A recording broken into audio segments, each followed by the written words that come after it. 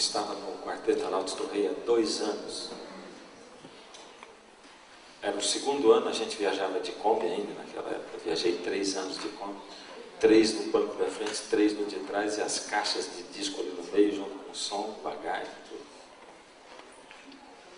E a gente estava fazendo uma viagem ali por Santa Catarina, e viajou conosco dentro da Kombi o pastor Anísio Chagas, que já era idoso naquela época, está vivo até hoje. Pastor Anísio, sabedoria em pessoa, espiritualidade em pessoa, mente aberta. Pastor Anísio, em conversa, a gente tinha acabado de participar do primeiro projeto Sol do Ibirapuera, que tinha sido um marco na história da igreja em termos de semana de oração. Até ali, eu particularmente só conhecia congressos em ginásios, e eles eram catastróficos. Era uma pessoa no púlpito tentando fazer o povo ficar quieto, e pedindo para o povo ficar quieto, e as pessoas só falavam. E de repente alguém disse: vai ter uma semana de oração no Ibirapuera, o William está montando esse projeto aí, pastor Bulhão vai pregar no ginásio. E todo mundo pensava: meu Deus, vai ser um horror aqui. E quando a gente chegou para cantar, um silêncio total, iluminação, som como a gente nunca tinha ouvido. E a mensagem que poucas pessoas tinham ouvido falar e que começava a repercutir naquela época. E de repente, no último final de semana, 2 lotações. O tema central: salvação pela fé, salvação pela graça mediante a fé. Pastor Anísio Chagas, nessa viagem, a gente viajando, ele disse: o Iglesias, ele tem uma voz bem grave, né? O que pastor Bulhão está pregando hoje, isso é histórico dentro da igreja, é profético também. A igreja tem que passar por essa fase agora. Mas quando o pastor Bulhão estiver declinando, Deus vai precisar de gente, homens, que preguem sobre o batismo do Espírito Santo. Se aprofunda nesse assunto e se prepare para pregar isso. Fazendo um parêntese, há pouco tempo atrás, lendo aquele livro Preparação para a Chuva, para a Crise Final, Preparação para a Crise Final, na introdução dele, esse livro foi escrito antes de eu nascer. E na introdução dele, o autor, o Fernando Scheid, ele diz assim: nos últimos tempos, no finalzinho, a igreja vai ter que, a ordem, conhecer e entender a mensagem da salvação pela graça.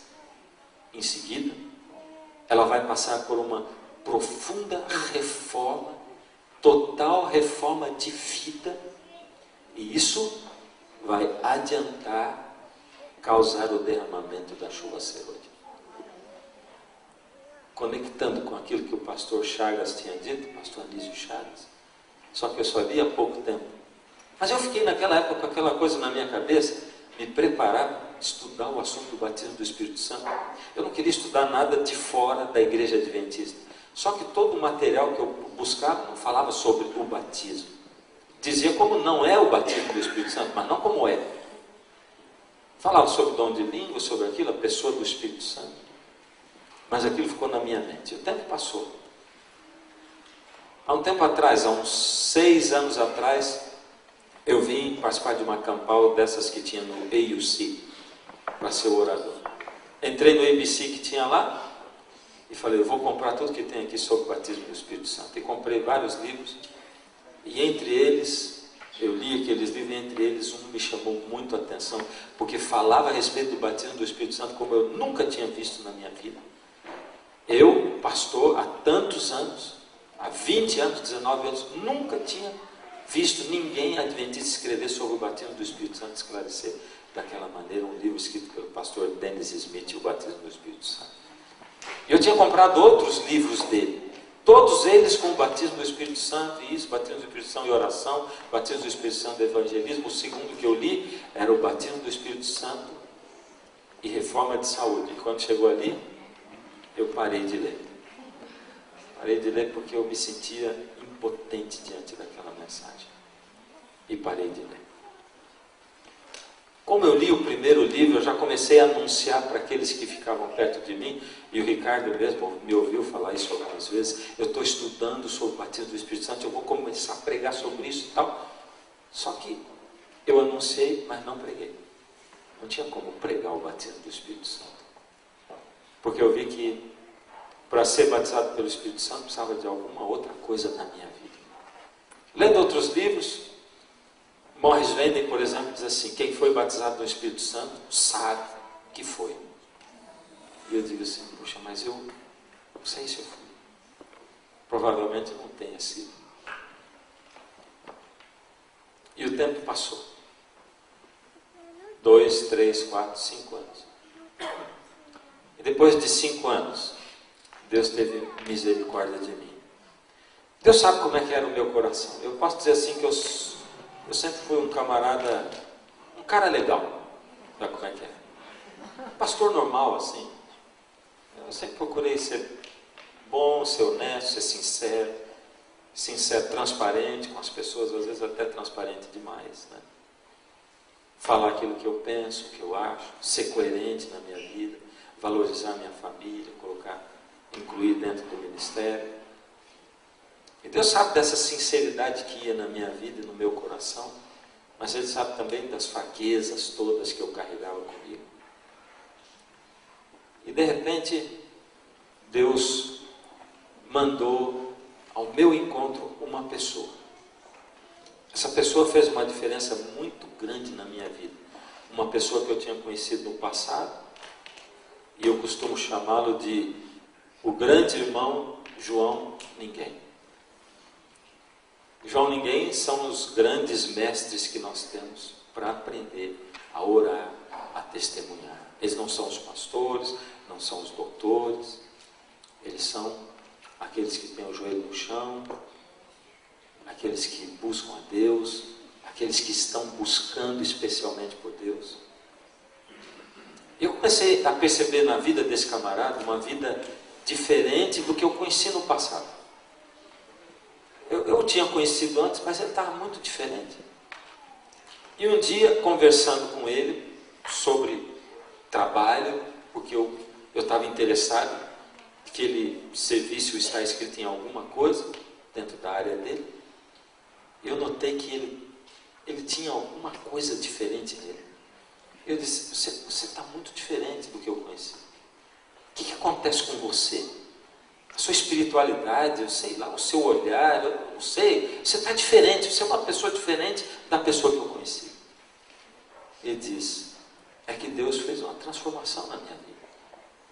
Deus tem operado na minha vida. E Deus tem operado de uma maneira assim diferente, como eu nunca pensei que Deus fosse operar. Mas como assim? Deus tem falado comigo. Deus fala comigo pela palavra dele. É assim que Deus fala comigo. Ele fala de coisas assim tão vivas, tão reais, tão palpáveis. Eu converso com Deus cada madrugada, eu falo com Ele, Deus enche meu coração, minha alma. E às vezes Deus me dá missões incríveis. Missões incríveis. Como assim? Vou te contar uma coisa. Outro dia, por exemplo, eu estava chegando em casa, no apartamento onde eu moro, tinha um carro parado na frente do portão, eu parei meu carro atrás do carro dele, um senhor sentado dentro do carro, eu passei, entrei, o carro estava na frente do portão, entrei no elevador, o elevador ficava de frente para a porta de frente para o portão, do elevador eu via o homem dentro do carro, falando no celular, e quando a porta foi fechar, Deus tocou meu coração e me disse: vai falar com aquele camarada lá. Parei a porta do elevador, saí perguntando para Deus: o que eu vou falar com ele? Tinha deixado minha Bíblia no carro, Deus falou comigo pela Bíblia. Entrei no meu carro de novo, orei a Deus e fui para a Bíblia. Li o texto que Deus tinha me indicado. Quando eu acabei de ler o texto, Eu disse, tá bom, Senhor, é isso que o Senhor quer que eu fale para ele. Orei de novo, saí do carro, bati na janela do carro dele, ele estava falando no celular, ele fez um sinal com a mão. Passou um tempinho, ele desligou o celular, baixou a fresta e disse, pois não? Eu disse, eu tenho uma mensagem de Deus para você, você aceita? Dá a volta aí no carro. Abriu a porta, eu sentei do lado dele, disse, bom, na verdade, eu não tenho nada para dizer, eu só tenho que te ler um texto da Bíblia. Eu vou ler minha Bíblia. Abri a Bíblia e li para ele. Quando eu acabei, ele disse, é exatamente isso. É isso. Estou saindo de casa, abandonando minha mulher, não suporto mais, minha vida é um caos, é isso, e é de uma vez por todas. Eu estava aqui no celular falando com a minha mãe, contando para ela, minha mãe desesperada, me pedindo para eu não sair, mas não tem jeito, eu já decidi. Eu só atendi você por um motivo. No momento que eu estava falando com você no celular, que eu estava falando com a minha mãe, você bateu na janela, eu disse, mãe, vou ter que desligar, porque tem um cara aqui batendo na janela, quer falar comigo. Não sei nem quem é. E minha mãe diz assim, filho, ouve esse camarada, porque ele tem uma mensagem de Deus para você. Naquele momento, ele abriu uma porta. Eu conversei com ele, e fizemos amizade, ele estudou a Bíblia, voltou para a família, e ele se batizou, e a vida dele está assim, restaurada. Quando eu vi aquela coisa, eu fiquei pensando, meu Deus, o meu coração se inflamou, meu coração, eu disse assim, não é possível, eu só ouvi falar de coisa assim em Atos, nunca ouvi falar de coisa desse jeito. Um Deus que atua assim, ele atuava em Atos, ele atuou com Elias, ele atuou com outros, eu nunca ouvi falar de coisa desse jeito. E eu sou muito racional. Eu não sei se eu deixo transparecer isso ou se parece que eu sou emocional. Não sou emocional, não choro facilmente. Eu questiono muito as coisas. A maioria das vezes em que me chamaram para expulsar demônio de alguém, eu já saí pensando assim, não é demônio. Porque tem muita gente que gosta de expulsar demônio de epilético. Né? Começou a ter um ataque epilético, já tem gente cantando Castelo Forte. É incrível, é verdade. Tem um povo que gosta dessas coisas. Né? Eu não sou ligado nessas coisas. E quando me contam um milagre, eu fico fazendo as contas assim, procurando cada frestinha para dizer, não, mas tem explicação isso, tem explicação aquilo. Por isso que tantas vezes eu fui buscar coisas sobre criacionismo, evolucionismo, porque eu tinha que procurar para mim argumentos de que Deus é um Deus palpável, eu tinha que procurar na razão. Para minha frustração, eu achei tanto argumentos do lado de que Deus existe, quanto do lado de que Ele não existe. E a balança fica ali, equilibrada, e não tem como provar que Deus existe, e também não tem como provar que Ele não existe. Cientificamente não tem como. E essa era a minha grande frustração, e até esse dia, antes disso, algumas vezes andando pela rua sozinho, dirigindo meu carro, às vezes levando o cachorro para passear, eu olhava para o céu assim, e eu começava a pensar, e se Deus não existir coisa nenhuma? E se Ele não existe? Eu estou falando de coisa de 3 anos atrás, não de tempos distantes. E de repente me vinha um arrepio, eu disse, não, o que é isso? Como é que eu posso pensar e sentir uma coisa dessa? Naquele momento em que ele contou aquilo, meu coração ardia em fogo. E eu, que não sou emotivo nem nada, comecei a chorar. E eu disse para ele, me ensina a orar, porque eu não sei orar. Eu não sei ler a Bíblia, eu não sei ter comunhão com Deus. Eu tinha tanto sono por causa do sobrepeso que eu tinha, né? Não conseguia acordar cedo. Na hora do almoço eu tinha que dormir, depois do almoço todo dia, bastante. E quando chegava de tardezinha, eu tinha que dormir antes da noite começar assim. Porque, e outro dia os meninos estavam até rindo, meu pai sentava e já dormia. Você estava conversando, ele estava dormindo. Era assim. Mesmo que eu dormisse 8, 9, eu dormia. Era assim. Mesmo que eu dormisse 8, 9 horas por noite, não tinha jeito. Muito sono, porque eu dormia mal à noite. Acordava muito, tinha refluxo, uma série de coisas. Eu não consigo ter comunhão. Minhas orações nunca passavam de 10 minutos. E eu tinha que me esforçar muito para orar 10 minutos. Quando eu ia ler a Bíblia e que eu chegava, ano bíblico, nos livros do Antigo Testamento, oh, que sofrimento, cada coisa chata de ler. Por isso eu pedi para aquele camarada. E ele arregalou os olhos e disse, poxa, mas você está me pedindo para eu te ensinar a orar? É, eu preciso. Me ensina a orar, a ler a Bíblia, a ter comunhão. E o irmão João Ninguém começou a me ensinar a orar e ter comunhão. Ele disse, a chave de tudo é a seguinte: Deus quer falar com você.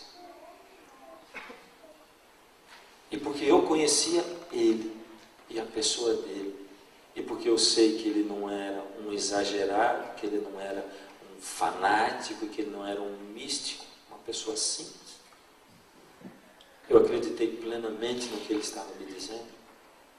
E eu acreditar no que ele estava dizendo me deu forças para eu buscar Deus de coração aberto, de alma aberta, e começar a clamar a Deus para que Deus falasse comigo. Para que Deus falasse comigo. E eu comecei a clamar. Na primeira noite não aconteceu nada. Na segunda noite, busquei a Deus, clamei a Deus. Era 2:30 da manhã quando Deus me despertou. Eu acordei, fui para uma sala que a gente tinha no sobrado em cima, e comecei a clamar a Deus e orar de coração aberto, pedindo para Deus me guiar a um texto bíblico. E naquela primeira noite, Deus falou comigo tão diretamente, porque o primeiro assunto no qual aquele rapaz tinha tocado comigo, tinha me deixado uma dúvida na cabeça. E eu clamava a Deus dizendo, Senhor, se é verdade aquilo que Ele está falando para mim, e que o Senhor fala com Ele, o Senhor tem que falar comigo. E se o Senhor é Deus, o Senhor existe, fala comigo, mas o Senhor tem que falar, continuando o assunto dele, na dúvida que ficou na minha cabeça. Eu tenho uma dúvida tremenda, fala comigo. E Deus me guiou num texto que continuava exatamente o assunto, que solucionava a minha dúvida de uma maneira tremenda. Mas aquilo não era suficiente para mim, porque eu sou racional. Embora eu estivesse vivendo assim uma emoção muito forte, embora eu estivesse vivendo uma coisa que eu nunca tinha vivido, eu desconfiava muito de mim mesmo, dos meus sentimentos, e eu clamava a Deus dizendo, Senhor, será que eu estou enganado, Senhor? Não me deixe ser enganado, é o que eu mais dizia para Deus. Não me deixe ser enganado pelos meus sentimentos. Não me deixe ser enganado por nada, por ninguém, Senhor. Eu coloco a minha vida nas Tuas mãos. Eu não quero encontro místico com o Senhor, eu não quero nada. Eu só quero a verdade, Deus. Não me deixa ser enganado. Por isso, a partir daí, Deus tem que fazer alguns milagres na minha frente, para que eu acreditasse que Ele estava falando comigo. Coisas tão tremendas, tão fortes, que começaram a marcar a minha vida. Eu tenho aprendido que testemunho nem sempre é bom, sabe? Muitas pessoas interpretam errado o seu testemunho. Muitas pessoas acham que você está querendo aparecer. Outros torcem aquilo que você falou. Ainda que, antes de sair do Brasil, várias pessoas me telefonaram dizendo, recebi e-mail dizendo, é verdade que você teve uma visão que você vai ser o último pastor da igreja de Curitiba e tal. E essa história está correndo pelo Brasil. Eu recebi telefone de Santa Catarina, de São Paulo, de Minas Gerais, e aqui eu já recebi 3 e-mails de pessoas diferentes perguntando se eu tive a tal da visão. Eu nunca tive visão. Eu acho que seria uma coisa maravilhosa, se bem que o trabalho de profeta não é nada fácil. E se alguém tem uma visão, o trabalho é difícil. E se eu tivesse, eu teria que falar. Não precisa estar ninguém perguntando, porque eu ia gravar e botar na internet, em todos os canais, porque Deus teria mandado eu falar. Mas eu nunca tive nenhuma visão e nenhum sonho também. Aliás, eu tive já um monte de sonho, mas nenhum deles faz sentido. nada que fizesse sentido.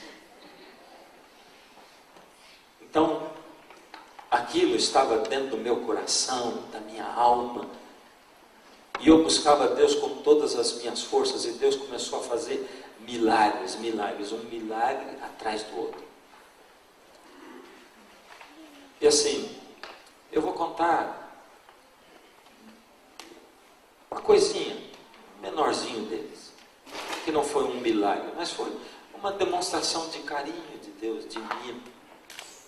Como eu tenho dito para vocês, 10 dias depois que começou Deus falar comigo, meu coração se aquecer, e eu senti no meu coração uma coisa que eu só via acontecer com quem era recém-batizado, que era o primeiro amor, e aquilo começou a acontecer comigo, eu só tinha vontade de falar de Deus, de Jesus, e Deus começou a me guiar para textos dentro da Bíblia, que eu lia aqueles textos, eles inflamavam o meu coração, um tinha conexão com o outro. Deus começou a abrir meus olhos para enxergar temas diferentes, e Ele foi me dando uma força sobrenatural para eu vencer as minhas limitações com relação à alimentação e saúde e tudo mais.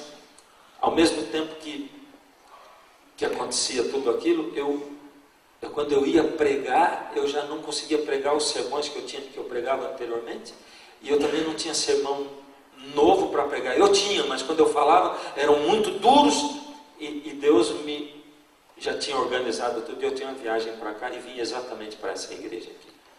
10 dias depois eu vim aqui. Como eu via nos desenhos animados, às vezes o camarada estava num lugar assim, ele queria dar um grito, mas não podia fazer barulho, pegava um saquinho assim, fazia, e guardava lá dentro. Depois, quando alguém abria, saía o grito. Vocês foram o meu saquinho de grito. Deus me tirou de lá do Brasil e me mandou para cá, para eu falar tudo. Eu não sei o que eu falei aqui, mas eu falei um monte de coisa.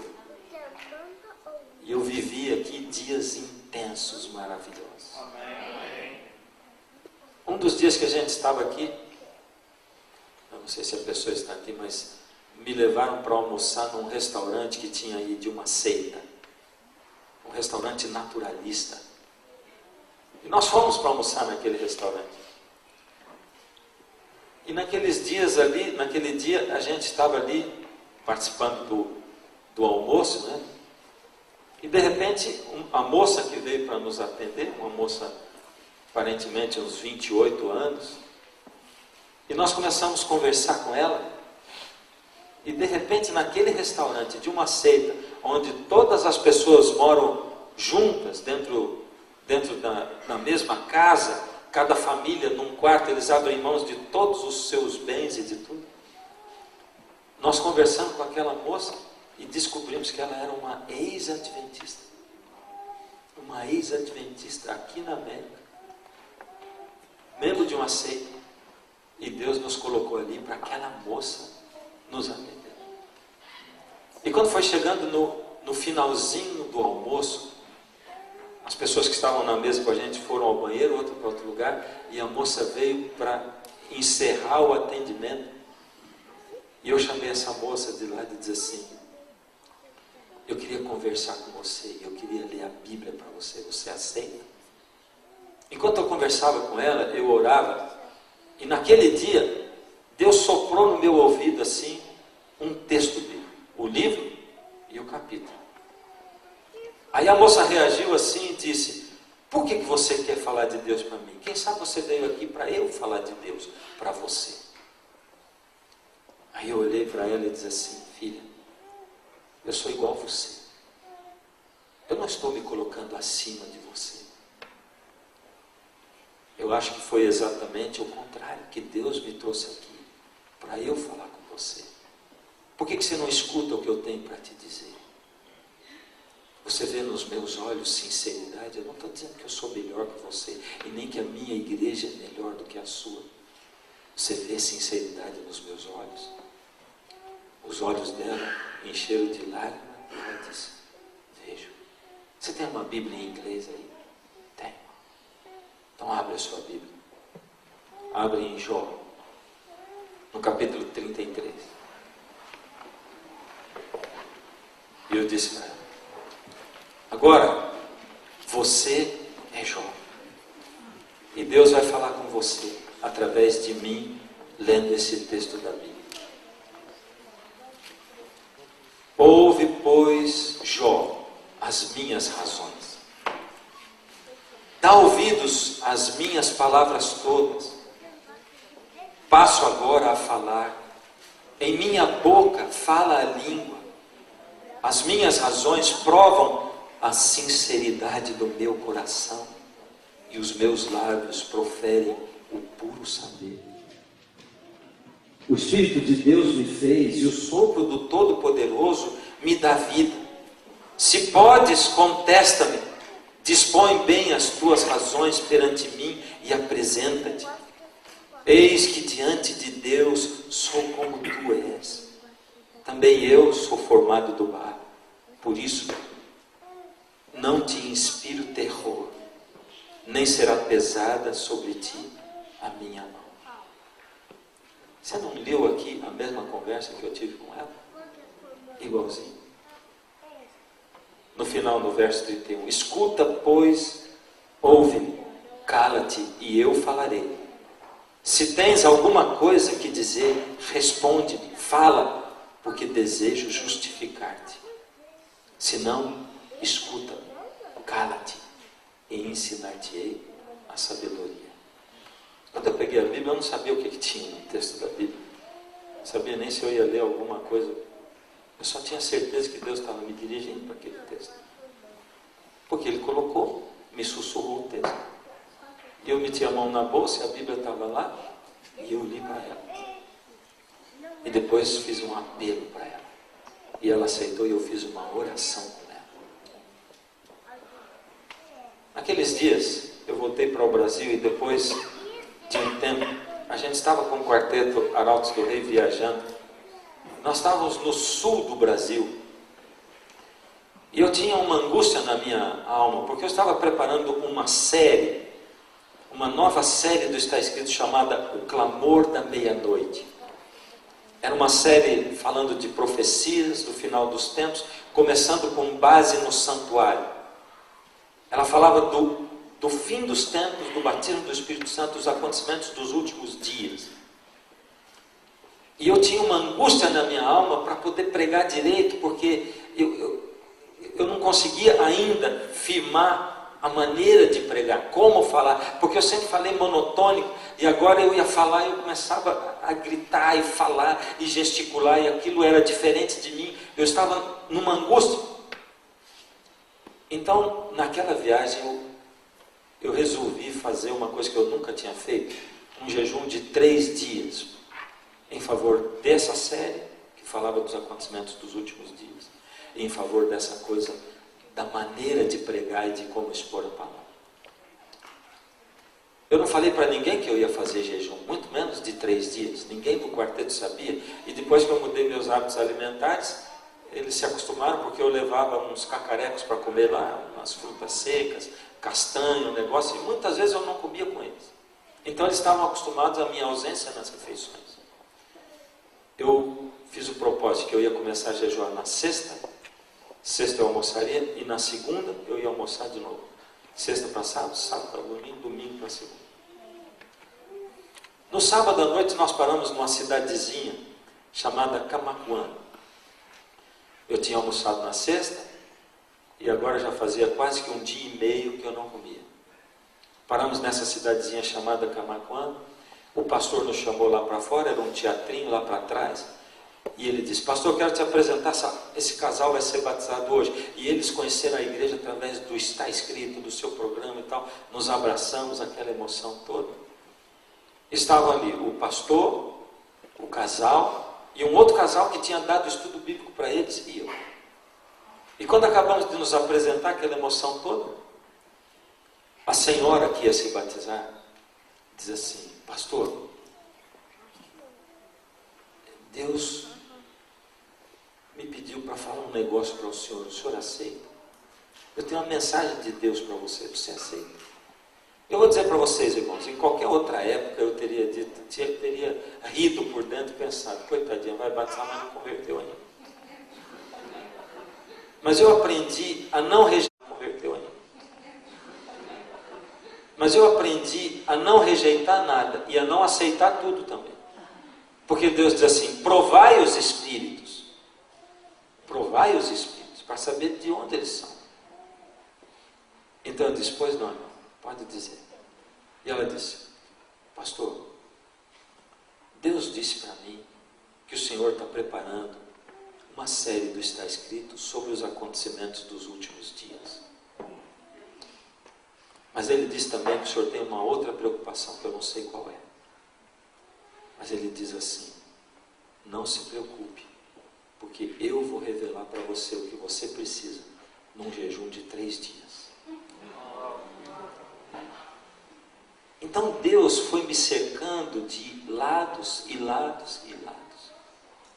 De tal maneira que eu não tinha como dizer que não era Deus falando. O que eu quero dizer para você é o seguinte. Você sabe como eu era. Você sabe agora de mais coisas que eu estou falando para você. E eu estou te contando algumas coisas assim, particulares, peculiares da minha vida e do meu crescimento com Deus. Porque eu quero que você saiba o seguinte. A época na qual nós vivemos não é uma época comum. Eu fui criado nessa igreja. Não sou dado a coisas de acontecimentos sobrenaturais e dessas coisas. Não busco isso, porque a gente não deve buscar isso. Junto com a manifestação de Deus vem a contrafação também. A maioria das pessoas está buscando poder, porque o poder nos atrai. E quando nós buscamos poder, pelo poder, nós temos tudo para ser enganados pelo inimigo. Fazia uns 6 meses que eu estava nessa nova vida, quando chegou na cidade onde nós morávamos, um pastor auxiliar para trabalhar na escola da cidade. Alguém com um discernimento espiritual, como eu nunca tinha visto. Um jovem ainda, um discernimento, uma abertura espiritual, um conhecimento da Bíblia. E ele estudava a Bíblia com a gente assim, que nós nos maravilhamos diante dele. O próximo passo da entrega a Deus, e se você já está fazendo a sua entrega, se você já passou pelo batismo do Espírito Santo, se Deus está chamando você para uma nova dimensão de contato com Ele, de oração e tudo, com certeza você vai estar aberto para Deus dizer para você o que Ele quiser. As primeiras pessoas que em nome de Deus me trouxeram um recado e me disseram besteira, elas me decepcionaram. Mas sempre a minha palavra é assim, bom, você está me trazendo um recado de Deus, e um dia alguém diz assim, pastor, eu tenho um recado de Deus para você, é para você pregar sobre milagres, e Deus quer que você faça milagre. É isso que Deus está dizendo. Ele falou para mim, disse para eu dizer para você, e para todas essas pessoas que dizem coisas assim, eu digo, tá bom, Deus fala com você, mas Ele também fala comigo. E se Ele falou com você, eu vou pedir para Ele, e Ele vai confirmar para mim o que Ele falou para você. E se Ele confirmar, eu vou fazer. Porque quando você está na mão de Deus, se Deus pede para você orar por milagres e para você fazer um ministério de milagres e fazer milagres em nome de Jesus, você tem que se colocar na mão dele. Esse rapaz que chegou, esse pastor, dizia a mesma coisa. E nós gostamos do rapaz, fazíamos oração junto. E depois de uns 6 meses que ele estava conosco, havia uma moça na cidade que tinha se convertido com a série que eu fiz chamada O Caminho, que está em DVD. Essa moça veio do Espiritismo e as manifestações sobrenaturais do inimigo não tinham cessado na vida dela, porque o marido continuava no Espiritismo. Então eu estava viajando e o meu amigo João Ninguém foi junto com esse pastor à casa da moça para orar com ela. E o meu amigo percebeu que ao chegar na casa da moça, a reação do jovem pastor foi muito diferente. Ele começou a andar pela casa, andar pelos quartos, pelos cômodos, pela cozinha, pegou um tanto de azeite e ele disse, pode deixar que disso eu cuido, eu tomo conta. E ele começou a ungir um umbral de porta, ungir móvel, ungir isso, aquilo. Pode deixar que com essa coisa eu estou acostumado, eu cuido disso. E fez a oração dele, meu amigo João Ninguém. Estranhou muito o jeito dele. E na volta, arriscou perguntar o seguinte: quando foi a primeira vez que você falou em línguas estranhas? Ele disse: te contei sobre isso? Não, mas não precisava. Foi o maior evento da minha vida. Rodopiei meia hora sem parar. Deus tomou conta da minha vida.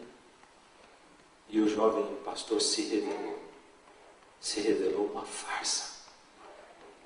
Nós levamos 6 meses para perceber que ele era uma farsa, estudando a Bíblia com ele. E o que nós percebemos aqui?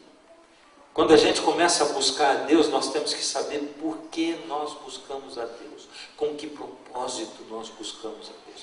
Para que eu busco a Deus? Eu busco a Deus para Ele me dar poder, é isso?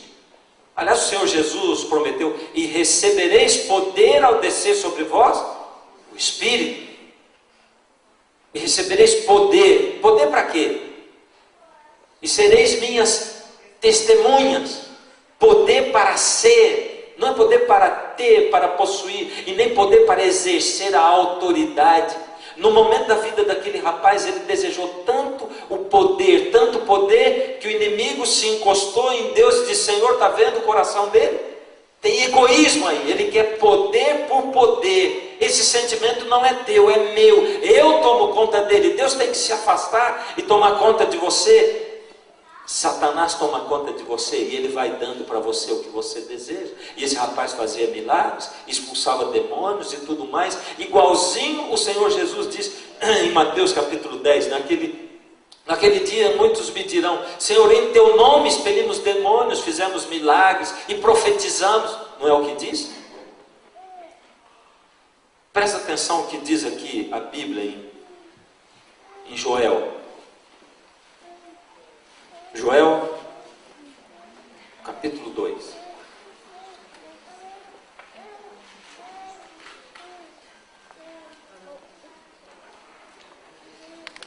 Joel, capítulo 2, verso 28. Famosíssimo. Citamos aqui algumas vezes essa semana. Acontecerá depois que derramarei o meu espírito sobre toda a carne. Vossos filhos e vossas filhas profetizarão, vossos velhos sonharão e vossos jovens terão visões. Você prestou atenção no que ele diz no começo? Ele diz assim: e acontecerá depois. Acontecerá depois. Depois do quê? Se vai acontecer depois, é porque vai ter alguma coisa antes. E se vai ter alguma coisa antes, está no próprio Joel, no capítulo 2, nós estamos lendo o verso 28, lê o 12 comigo, diz assim: ainda assim, agora mesmo, diz o Senhor, convertei-vos a mim de todo o vosso coração, e isso com jejuns, com choro e com pranto, rasgai o vosso coração, e não as vossas vestes, e convertei-vos ao Senhor vosso Deus, porque Ele é misericordioso e compassivo, e tardio em irar-se, e grande em benignidade, e se arrepende do mal. Agora, não é momento ainda de receber a chuva serôdia, vai ser daqui a pouco. Agora é momento disso. Ali diz: acontecerá depois do que? Depois que você e eu fizermos isso. E o que é isso? Isso é quebrantamento de coração, isso é me humilhar, isso é me lançar aos pés do Senhor Jesus, é me esvaziar, é tirar os meus gostos, a minha vontade, é esvaziar o meu racionalismo, é me entregar nas mãos do Senhor com sabedoria, com inteligência, guiado pelo Espírito, sabendo que tudo que tinha para ser revelado de novidade já foi revelado na palavra de Deus, e que não tem mais nenhuma novidade. A mensagem já está aqui, mas Deus quer interagir, Deus quer nos preparar. Em que época do mundo nós estamos vivendo? Em que época? Eu vejo pessoas despertando de todos os lados. Eu contei para vocês hoje de manhã das pessoas de Gurupi. Nós estivemos em Uberlândia também, fazendo uma série. Lá em Uberlândia aconteceu diferente. O pastor não tinha, o departamental não tinha um auditório, e ele conseguiu que um pastor de uma igreja pentecostal emprestou a igreja para a gente fazer a série nossa. Uma semana de clamor da meia-noite numa igreja pentecostal, cabia umas 1.800 pessoas. Só tinha um problema, o pastor falou. O problema é que eu tenho culto domingo à noite. Vocês vão começar no sábado e terminar no outro sábado. Então domingo vocês vão ter que ter 2 cultos. Um para o pessoal de vocês, outro para a minha igreja. Tremendo problema.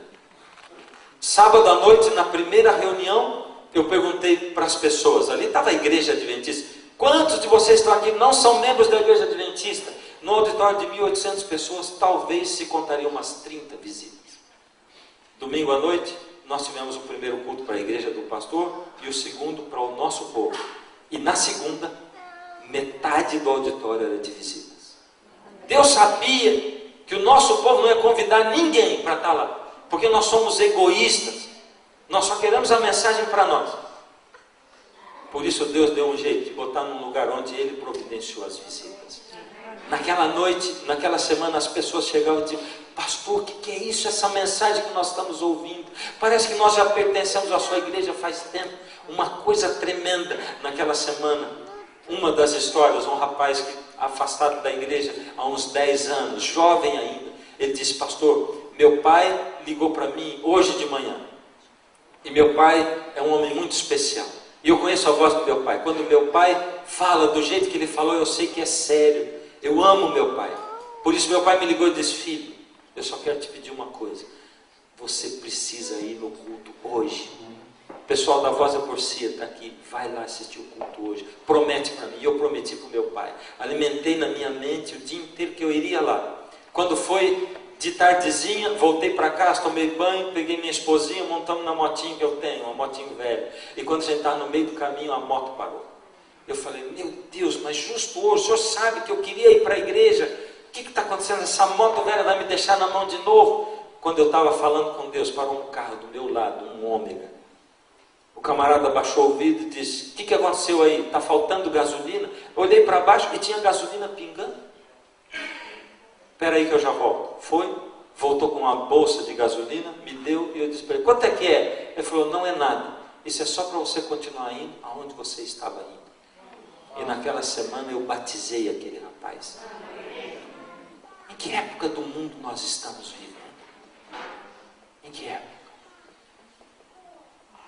Ainda agora o pastor Samuel estava dizendo das profecias do tempo. Eu só sei uma coisa: seja o que for que está acontecendo, eu tenho dito para os meus filhos, se Jesus demorar 10 anos para voltar, não tem problema. Eu não perdi nada em entregar minha vida para Ele de uma maneira diferente. Se eu morrer hoje, não tem problema, eu não perdi nada. Mas Jesus pode voltar daqui 3 anos. Ele pode voltar. E a coisa que eu mais gostaria na minha vida é de estar vivo quando Jesus voltar. Mas você sabe que para estar vivo quando Jesus voltar, tem que ter uma entrega diferente. Malaquias diz que antes de vir o grande e terrível dia do Senhor, viria quem? O profeta Elias. Essa é uma profecia com cumprimento na época de Jesus e hoje. Na época de Jesus ele deixou claro que Elias era quem? João Batista. E hoje quem é Elias? Elias é um povo, não é uma pessoa. Só que se Elias somos nós, tem um problema aí. Porque Elias é Laodiceia. E a gente precisa transformar Laodiceia em Elias. É isso que tem que acontecer. É uma transformação grotesca. É uma transformação terrível. É transformar um monstro numa pessoa bonita. E nós precisamos passar por essa transformação. Você está entendendo o tamanho da transformação que Deus espera de você e de mim? Ele espera que Laodiceia se transforme em Elias. Eu não quero que você vá embora aqui dando ênfase nas coisas sobrenaturais. Eu tenho aprendido que eu não posso ficar esperando Deus fazer um milagre por dia, e nem posso pedir um milagre para Deus. Ao estudar o livro de Ageu essa semana, eu disse para vocês: Ageu foi um profeta chamado com uma única mensagem, uma única vez. Nunca foi um profeta chamado com uma única mensagem, uma única vez. Nunca mais ele teve visão. Nunca mais aconteceu mais nada na vida de Ageu. Ele só teve uma mensagem para dar e pronto. E eu tenho aprendido a olhar para Deus e dizer: Senhor, se o Senhor se manifestasse só naquele dia, já está bom. Eu já sei quem é o Senhor. Eu nunca mais vou ter dúvida de quem é o Senhor, pelo tanto de coisas que o Senhor já realizou na minha vida. Eu nunca mais tenho motivo para ter dúvida de que o Senhor existe. O Senhor é um Deus verdadeiro, pessoal. Eu não vou esperar mais ter emoção, porque emoção e sentimento são coisas diferentes. Emoção e razão e fé são coisas diferentes. Eu não posso ficar esperando ter sempre a emoção. Nem sempre eu tenho emoção. Nem sempre eu sinto Deus do meu lado. Nem sempre eu sinto o Espírito Santo em mim. Mas eu sei, pelo que Deus realizou na minha vida, quem é Deus, a promessa que Ele fez, o quão real Ele é, e como Deus vive comigo, e como eu preciso viver com Deus. Não precisa fazer milagre nunca mais na minha vida. Eu sei quem Ele é. Eu não preciso me guiar pelo sentimento, porque Deus pede para mim um culto, uma entrega racional. Em que época do mundo nós estamos? Eu vou contar a última história para você. Estou pensando em qual delas que eu vou contar.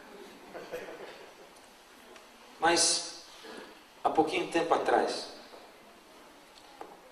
uma pessoa que eu conheci, porque o irmão João Ninguém me disse: pastor, a partir de agora, quando o senhor estiver viajando por aí, o senhor vai começar, Deus vai abrir os seus olhos e vão chegar pessoas perto do senhor que vão contar para o Senhor como Deus as está despertando. E você vai ver, pastor, gente, você nunca viu até agora, mas de agora em diante você vai ver pessoas que estão sendo despertadas pelo Senhor. Essas pessoas vão chegar para você, vão falar com você, elas vão se identificar com você, e você vai ver que você não é o único que está sendo despertado nos dias de hoje. Uma dessas pessoas eu conheci num estado do Brasil, distante de onde eu moro. Uma mulher bem-sucedida, que trabalha numa alta casta da sociedade, ganha muito dinheiro. Faz anos ela foi abandonada pelo marido, depois se converteu e é uma mulher de oração, apegada com Deus. A filha dela se formou, saiu de casa, e essa mulher ficou sozinha. E ela começou a orar para Deus, dizendo: Senhor, me indica agora o que eu vou fazer da minha vida. Porque eu moro nessa casa grande e tal, estou pensando em ir para um apartamento menor, mas o Senhor sabe que eu não faço nada na vida sem falar com o Senhor. Me indica, Senhor, por favor. Orou assim numa noite. No outro dia, foi conferir os e-mails, tinha orado para Deus de novo, pedindo de novo a orientação. E a primeira coisa que ela abriu foi um spam. Estava escrito assim: compre uma chácara. E ela disse assim: não pode ser o senhor respondendo. Coincidências acontecem também, né? Quando foi na semana seguinte, ela foi para a igreja, e um amigo dela, sem mais, sem menos, chegou para ela e disse assim: escuta, eu tenho uma chácara para vender, você não quer comprar? Ela falou: Senhor, o senhor não está me falando para eu comprar uma chácara? O que eu vou fazer numa chácara? Eu sozinha, morar numa chácara? Agora que eu estou sozinha, quero um lugarzinho menor, o senhor manda para uma chácara? Não é possível. E Deus começou a falar com ela, através da Bíblia, que ela devia ir para uma chácara. Ela entendia isso. E cada vez a coisa ficava mais pormenorizada, porque na comunhão dela com Deus, através da palavra, Deus começou a dar distâncias. E ela chegou à conclusão de que a chácara dela tinha que estar a 50 quilômetros da cidade onde ela morava, que tinha que ter nascentes de água, e que tinha que estar ao lado de cavernas. E cada vez ela se achando mais maluca, disse: Senhor, não é possível. Então ela disse para um amigo dela e falou assim: ó, é o seguinte, eu vou ver a tal da chácara, me mostra. Foram, e ela contou 50 quilômetros até a chácara. O rapaz mostrou a chácara e disse: olha, aqui tem nascentes de água. E a última coisa que ele falou assim: o lugar é um lugar muito interessante, que inclusive está cercado de cavernas por aqui. Não é possível. O que eu vou fazer numa chácara? Enquanto isso, lá no outro estado, do outro lado do Brasil, uma outra pessoa que eu conheci nas mesmas condições, amiga minha e amiga dela, as duas morando distantes, há tempo sem se falar, para essa outra, do outro estado, Deus deu um sonho, e no sonho Deus disse: você vai falar para fulana que mora lá, para ela comprar uma chácara, 50 quilômetros da cidade dela, com nascente de água, cavernas ao redor. O que eu não disse para ela é o que ela vai fazer com a chácara. Mas eu vou dizer para você. Você vai contar para ela, para ser confirmação para ela. Aí ela ligou para outra. Olha, eu tenho que te falar um negócio. Talvez você vai estranhar o que eu vou te falar, mas Deus me deu um sonho.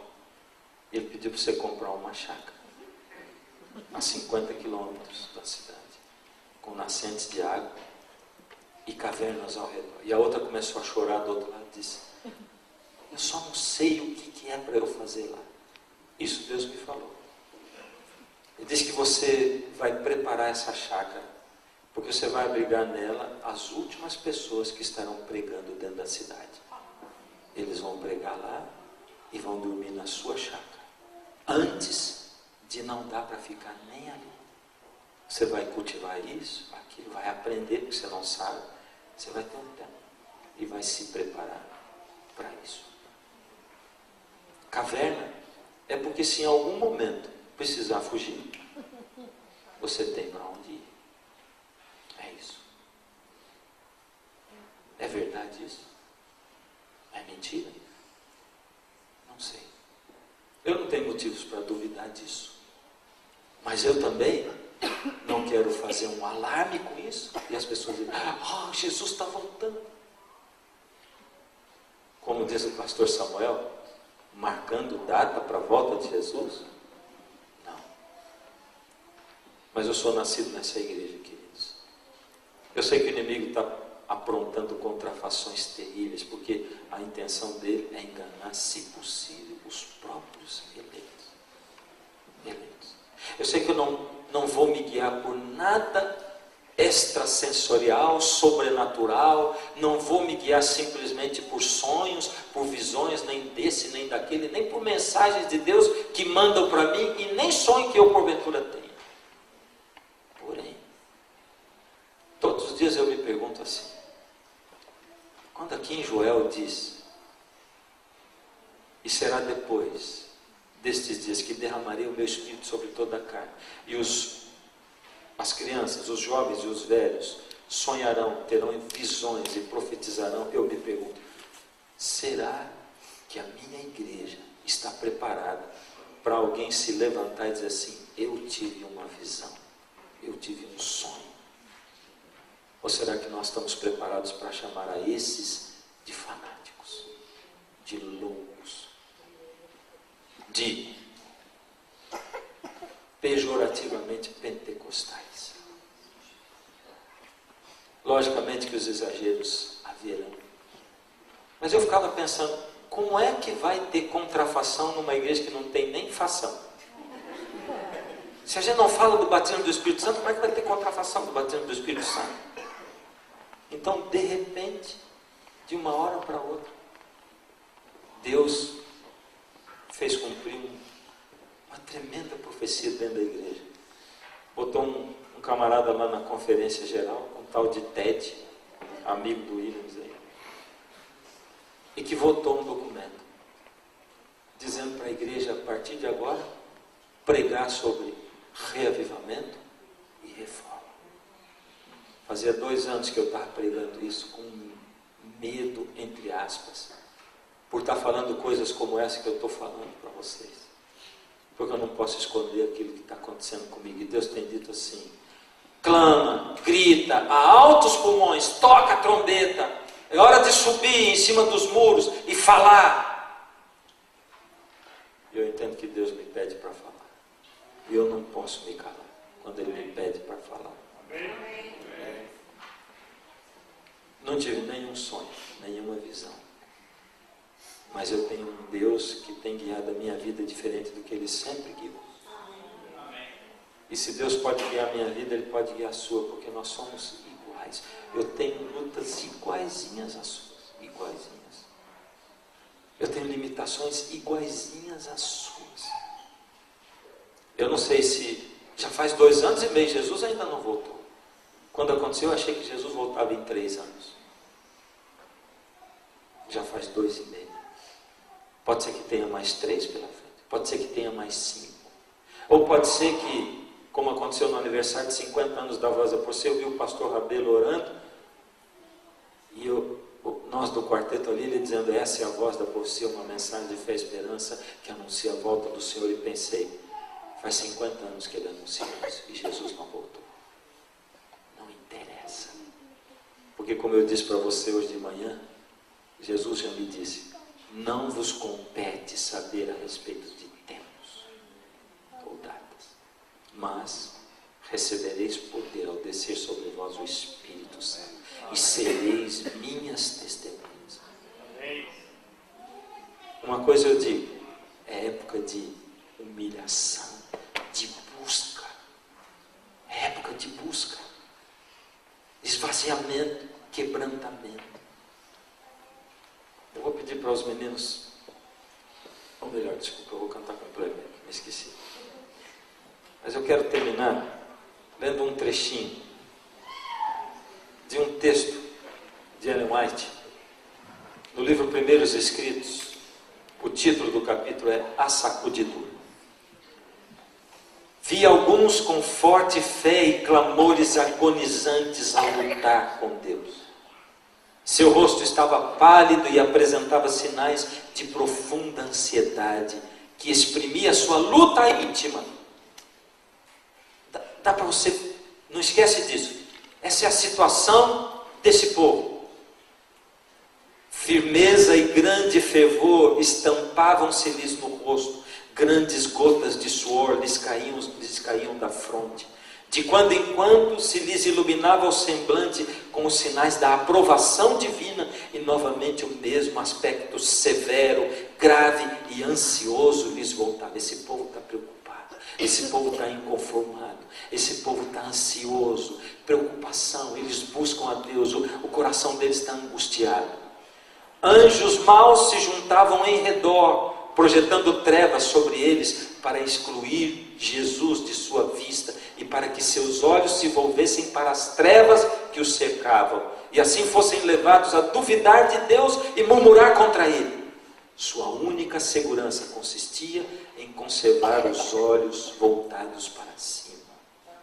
A única segurança, conservar os olhos voltados.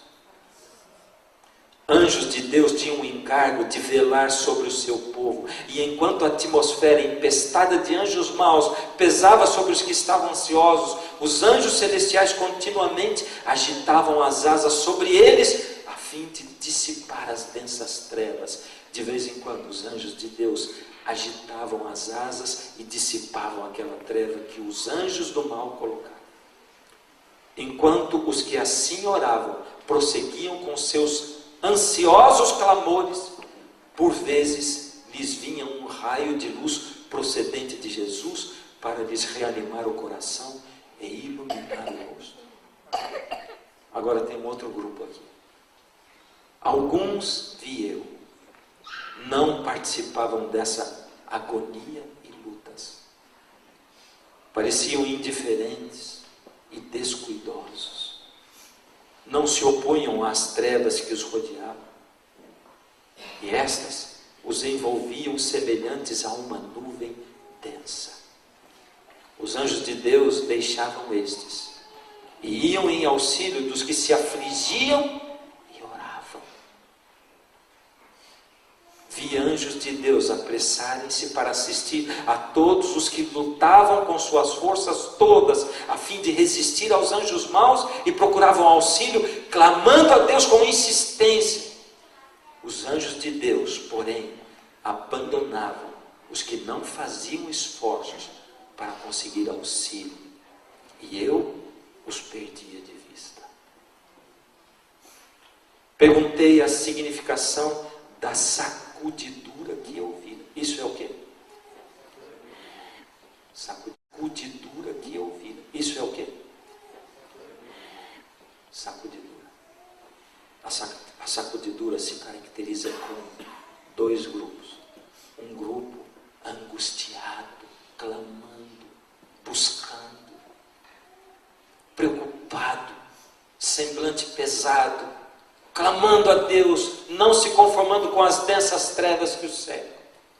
E um outro grupo despreocupado, conformado, sonâmbulo, hipnotizado, caminhando junto com o mundo. Perguntei a significação da sacudidura que eu vira e foi-me mostrado que era determinada pelo testemunho direto contido no conselho da testemunha verdadeira à igreja de Laodiceia. Testemunha verdadeira é o Senhor Jesus. O testemunho dele: você está morno, eu vou vomitar você da minha boca. Eu aconselho que você compre de mim ouro provado no fogo, a fé que passa pelos problemas, o colírio para você enxergar que você é cego, espiritual, surdo. Quem tem ouvidos para ouvir, ouça o que o Espírito diz às igrejas. Isto produzirá efeito no coração daquele que o receber e o levará a empunhar o estandarte e propagar a verdade direta. Alguns não suportarão o testemunho direto dessas pessoas e da testemunha e levantar-se-ão contra eles. E isto é o que determinará a sacudidura entre o povo de Deus. Em que grupo nós estamos, querido? Se você não sente angústia e vontade e desejo, clama a Deus, pede para Deus, suplica a Deus para que Ele faça isso com você. É hora de despertar. Eu vou cantar a última música, já pode colocar o playback. Enquanto eu canto a última música, eu vou fazer o último apelo para você, pedindo para você acordar, despertar, suplicando para você voltar os olhos para Jesus e não se conformar com a maneira como você vive. Em que época do mundo nós estamos? Que horas são? Já é meia-noite, o chamado já soou, anunciando que o noivo chegou. A igreja desperta, tentando encontrar o azeite do Espírito Santo. O joio e o trigo que estavam unidos, agora Deus vai separar, pois a igreja invisível irá levantar-se afinal. Desperta, igreja invisível, fiéis quebrantados que o mal espalhou, que venham com choro e com pranto, que venham cantando, o dia chegou. Despertem de todas as tribos, desperta meu povo, acorda Israel. É hora de ouvir o chamado para ser um rebanho de um só pastor.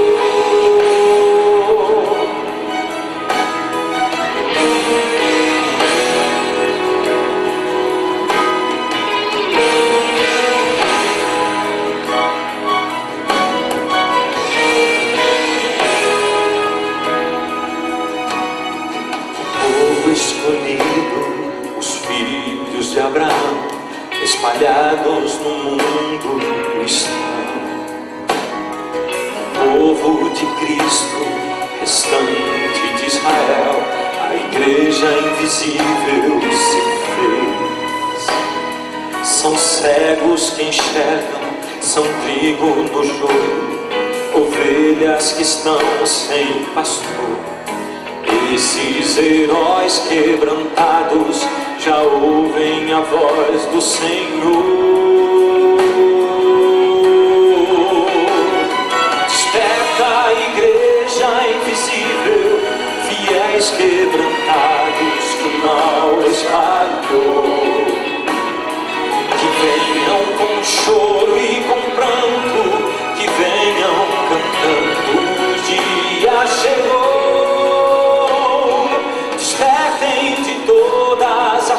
tribos, desperta meu povo, acorda Israel.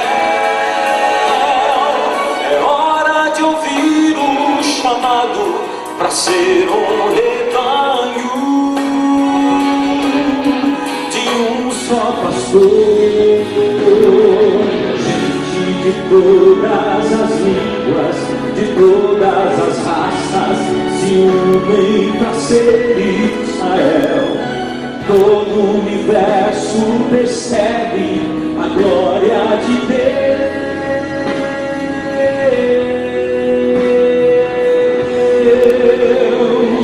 Desperta a igreja invisível, fiéis governados que o mal espalhou. Que venham com choro e com pranto, que venham cantando, o dia chegou. Despertem de todas as tribos, desperta meu povo, acorda Israel. É hora de ouvir o chamado para ser um rebanho de um só pastor.